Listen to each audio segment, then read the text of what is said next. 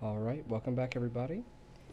So here we have part 2 to the limp staff eye hole and I running through the dungeons. So since we both were pretty geared and we both lost. He got the better of me with his magic missiles and I did just enough damage for the environment to finish him off. After the match I sent him an invite and we decided to do a run together. I'm pretty sure this is High Roller. Pretty sure. But even still, 2v3 is decently fair, and we're both running second-rate gear. So we're not insanely geared, but we're both pretty solid. And clearly he's a good player. I like to think that he thought I was at least as good as him. And this is you know, we're talking like the last couple hours of the playtest.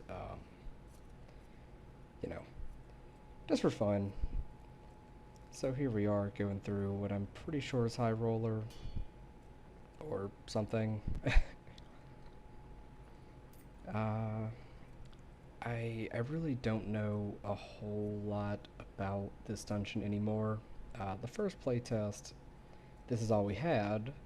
Well, the first playtest I was in, it's all we had. So I ran through it a pretty good bit of times in like the 9 hours that I had to play it. This time I've only been in here a couple of times, maybe. But I'm just going to try my best. Whenever the game's in early access or fully released, I'll probably run it more, and I might have an alt or something. I prefer the Goblin Caves because I like 1v1s better than getting, the 1v3s, the 1v2s. It's just not very fair. 2v3 is fair in my opinion. Anyways, um, I'm pretty sure that this area right here is a wraith or something, and I'm taking a lot of unnecessary damage here, so I don't particularly want to pick a fight with a wraith. There's none in the Goblin Cave, so I don't have any experience fighting them. It's just not a good move. He's kind of taking point. He probably has done this a lot more than me. I really just don't know. Um, Eventually, I would like it if they had more solo queue dungeons, or at least a high roller or something, or even one for duos also would be neat. Um, or just let everybody do everything in every dungeon, possibly. I don't know, some type of way. But here you can see I'm wearing a lot of very second-rate stuff, just kind of what I had laying around. All the Cobalt gear from the Dueling for Cobalt gear video that I wasn't already using. Here it is.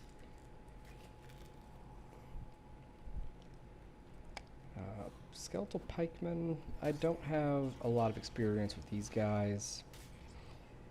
Barbie just died, just killed Spearman Johnson. Unfortunately, Barbie isn't going to make it out of here. He did get a double kill though, so that's pretty neat. And I just really don't know anything about this dungeon, like at all. Um, I think there's 2 or 4 layouts for the Forgotten Castle, possibly, or something. Here we see that Barbie just got more kills. So I need to be looking out for him. He's probably a barbarian since he's got throwing axes and felling axes. It's just a generally tough dude. I couldn't tell you where I am in the dungeon. I don't have much of a plan on where to go. I'm not in voice communication with this guy, so I'm just kind of trading taking point with him. We're gonna figure it out when we figure it out. My off weapon's not terribly good, so it just kind of is what it is. A torch and lantern would probably be useful because I don't know where the traps are here. I can't read this place too well. And there we see that I'm pretty sure that iBarbie and Ramachus are in the same group. I'm pretty sure of that. I'm not positive, but I'm pretty sure. But given that that number of people are already gone, that's definitely a good thing. Um, I don't know how many people are here in the dungeon with us, but the fewer remaining, the better chance we have of escaping, and so that's very much ideal. My companion there just got hit by the wall spikes. I need to watch out for that.